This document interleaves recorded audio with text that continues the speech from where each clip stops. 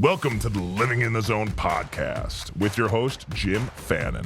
This is your front row seat into the minds of champions. As a master mental performance coach, Jim will pull back the curtain on the hidden strategies that drive peak performance in sports, in business, and in life. If you're an athlete, coach, entrepreneur, or just someone who's ready to level up mentally and step into your greatness, you're in the right place. Welcome to Living in the Zone.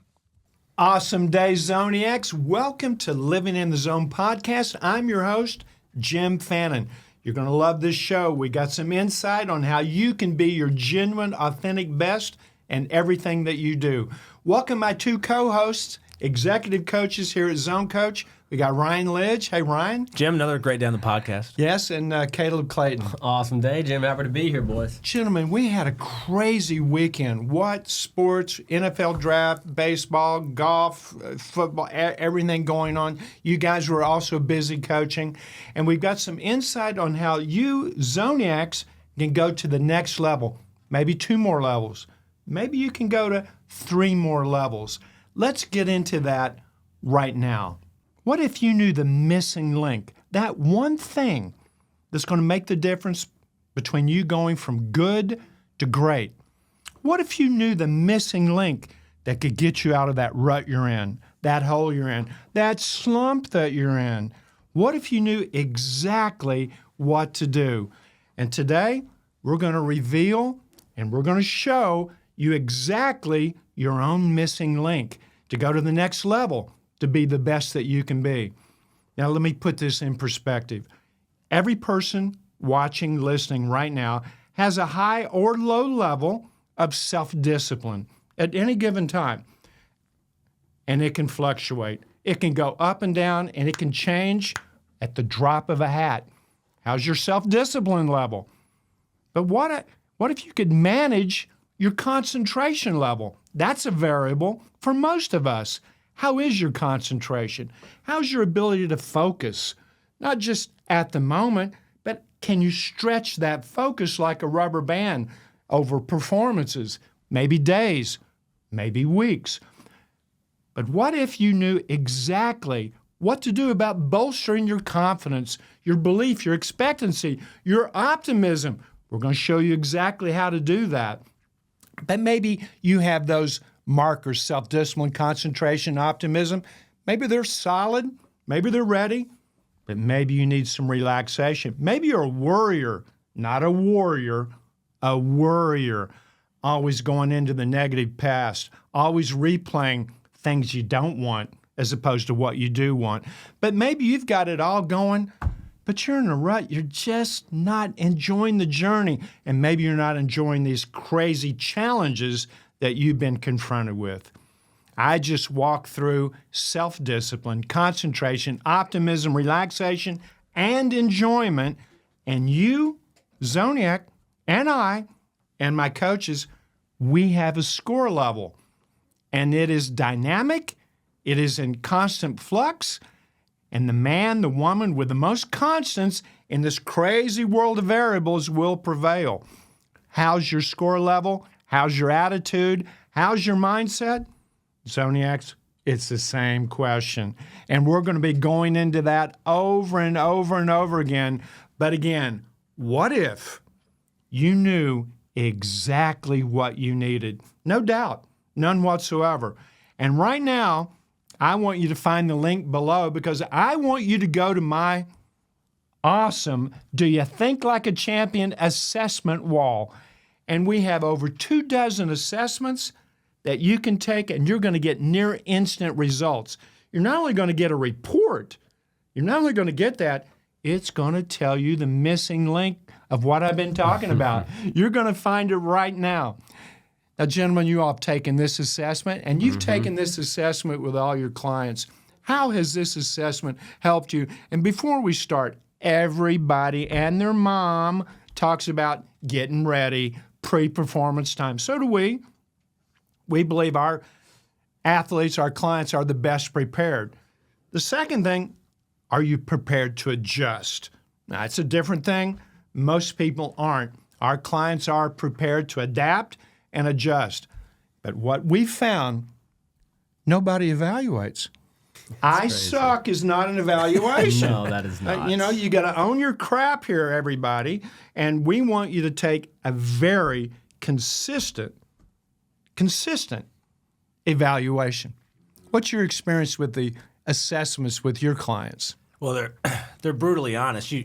Even before you get the results, when you're answering the questions, you're already evaluating yourself before you even get any data from it. When you're answering a question such as, I am patient, and it says always, you're like, oh man, I don't think I'm always patient. Hold on. I want results now. Or I'm 0 for 2. I need my at-bat. Or I'm like, course. And it's been shocking for some of your clients, hasn't it? It's shocking. It's shocking. You realize that, man, I don't evaluate like a world champion. I evaluate worse than an amateur. And that's what I've found with my clients. And one of the biggest challenges with the evaluation component is helping a client understand and get to that point where they take emotions out of the picture. They oftentimes immediately, whether it be with a golfer, immediately after a round, or a pitcher, immediately after an outing, to start, there's oftentimes still some emotions inside of them if those expectations didn't meet reality. For example, in the Knicks game at the very end with Detroit, questionable foul, and that evaluation, No that incident could jade the whole performance, which is unfair. Yes. Which is really unfair. It absolutely But it could happen. Now, most people know that know me well, and maybe Zoniacs, you don't know. I was a professional tennis player. I coached 7 players, top 10 in the world.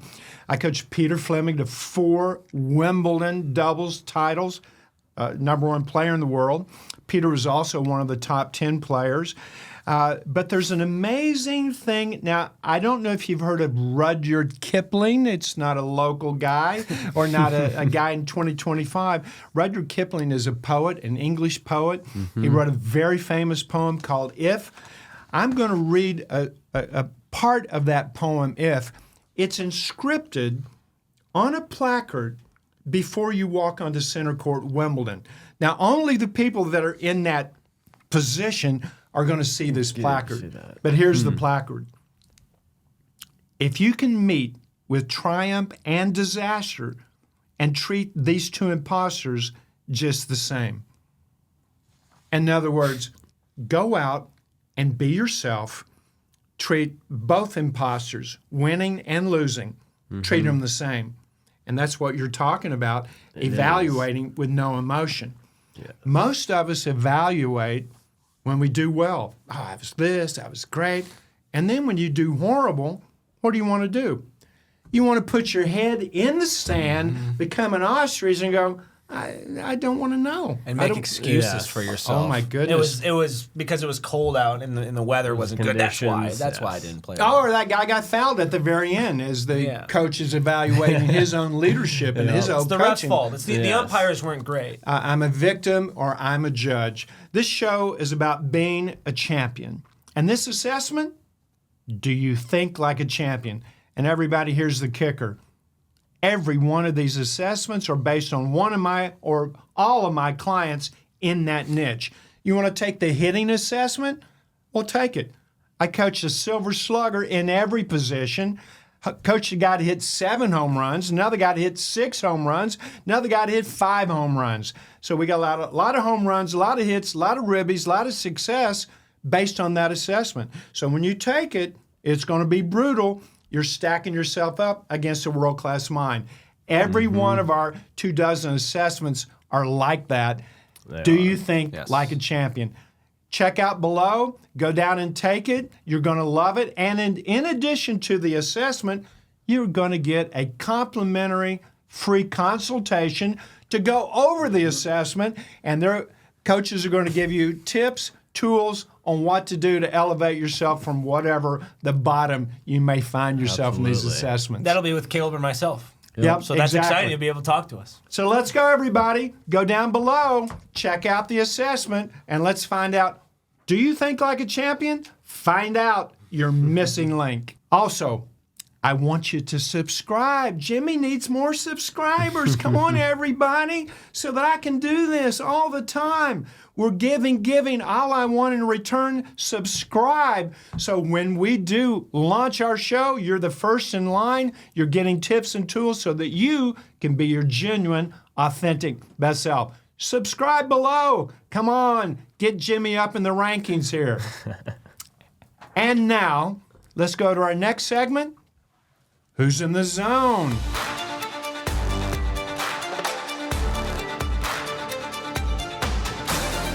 Who is in the zone?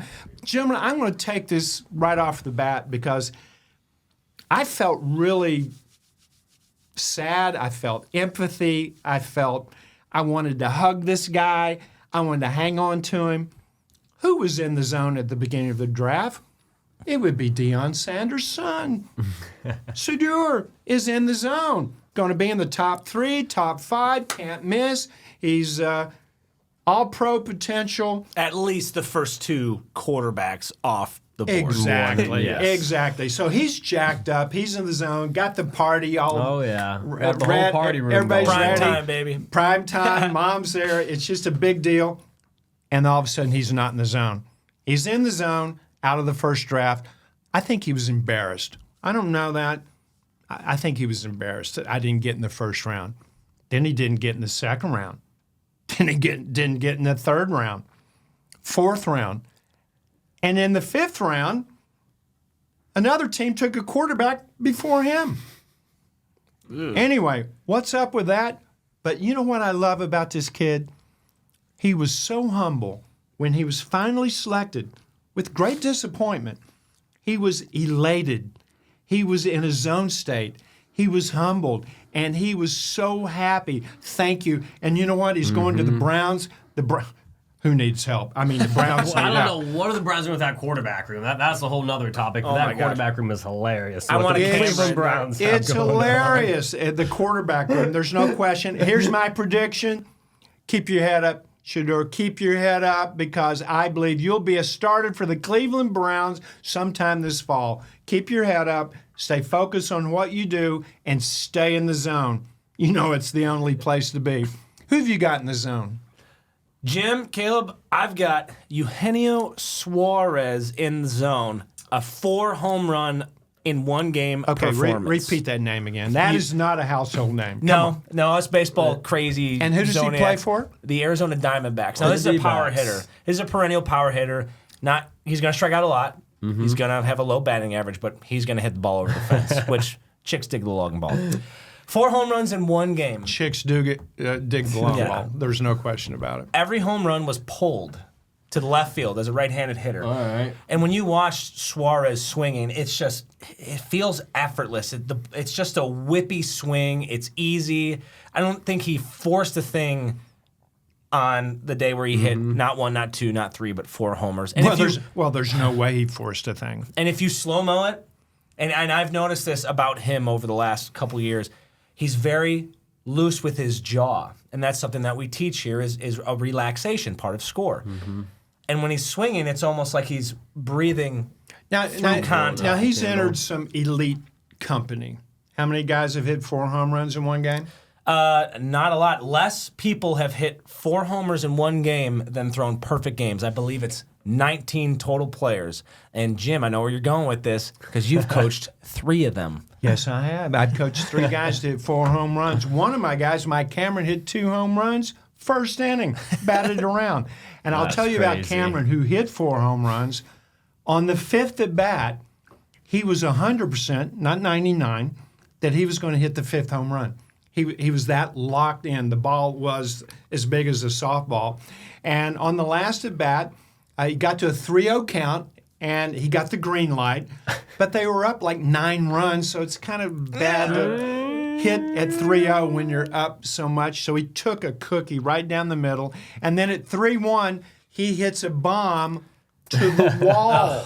And I was at the game, and he would have been the only guy to hit 5 home runs.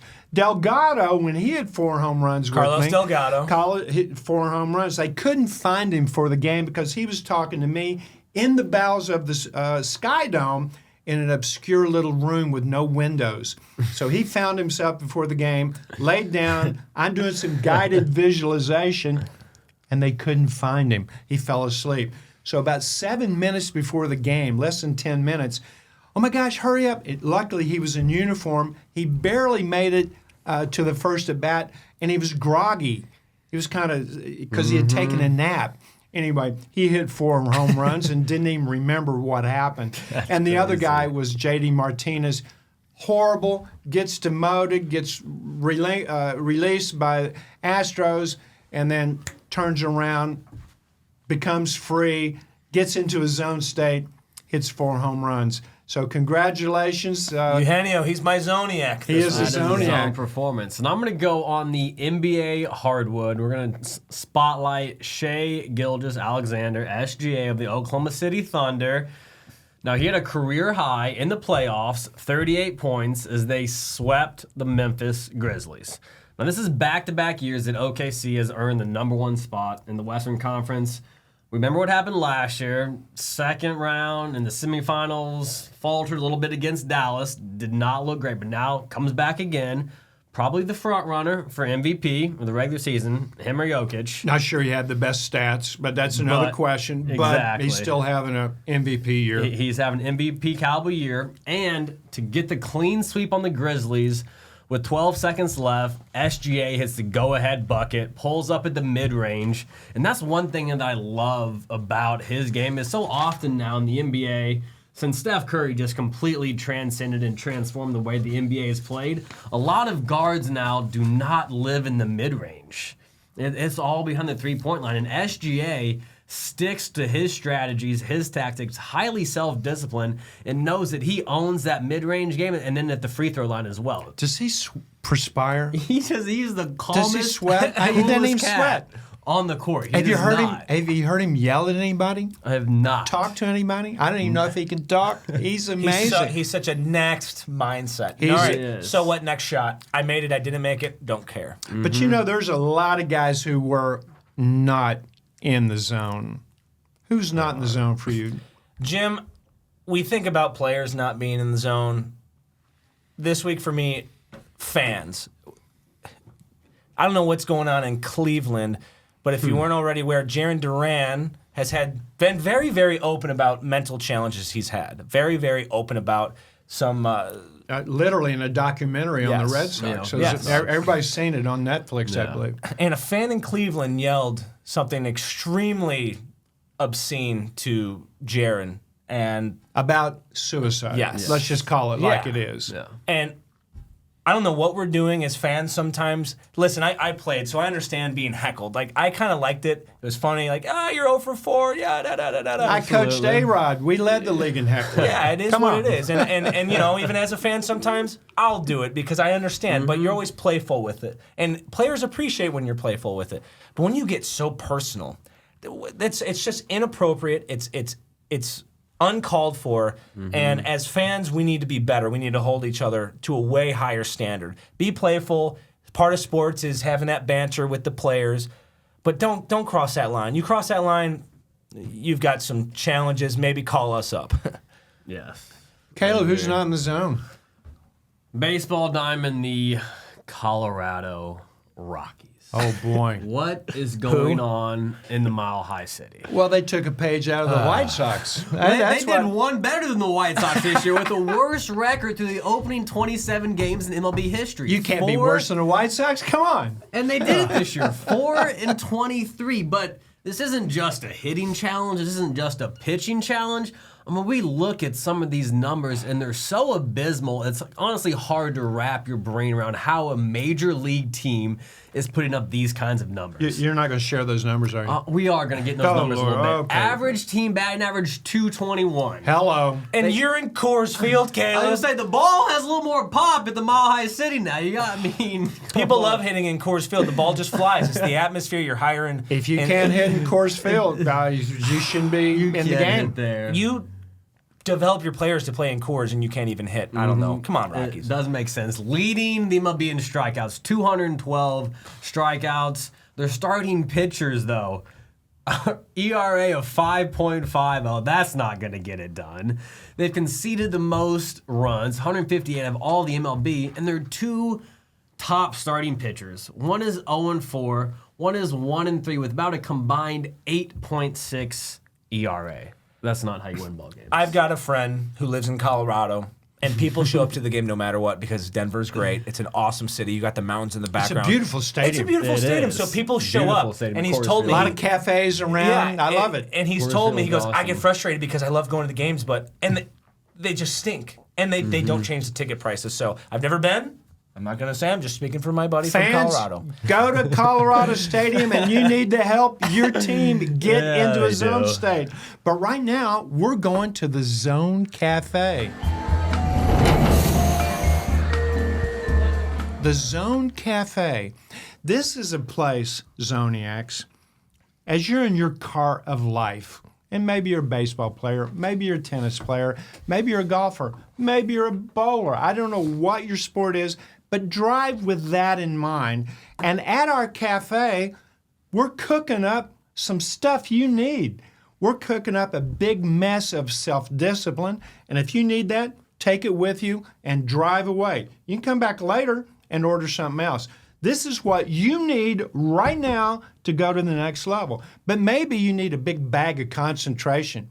That's going to help you focus not just 12 seconds, but expand that focus. Minutes, hours, days, weeks. If you need that, put that in the car and take off on the road of life.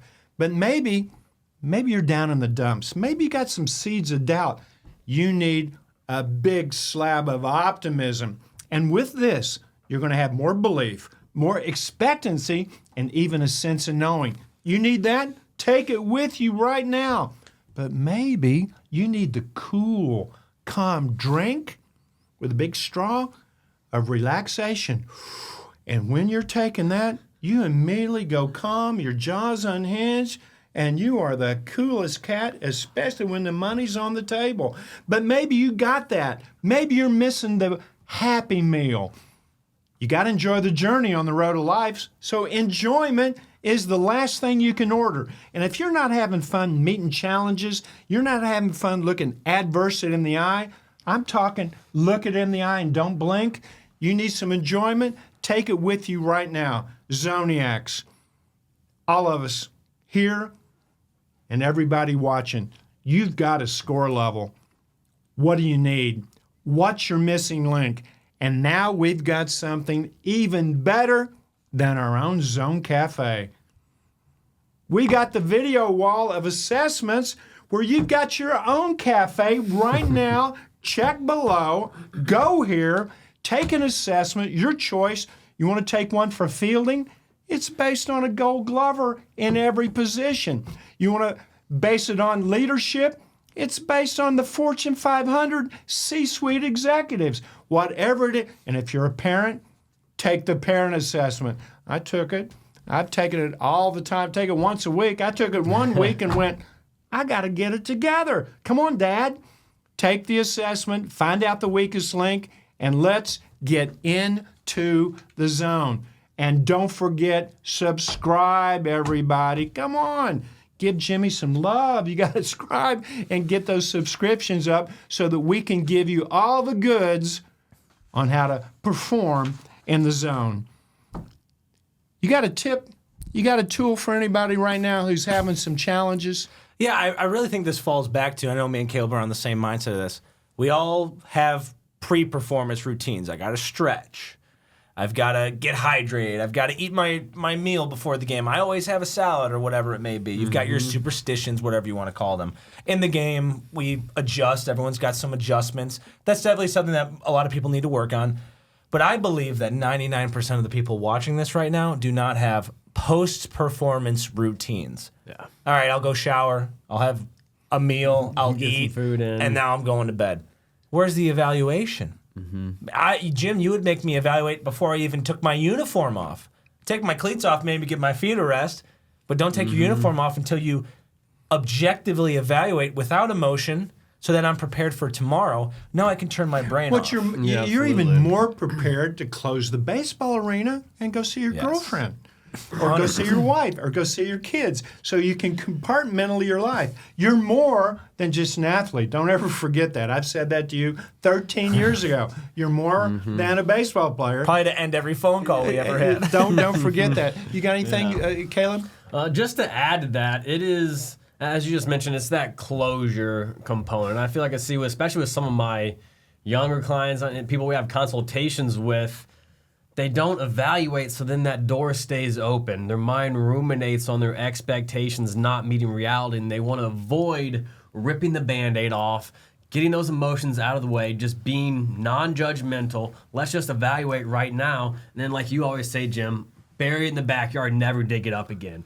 But by avoiding that evaluation component and really looking yourself critically in the mirror, just, hey, lay the cards on the table. How did I do this performance? What can I learn?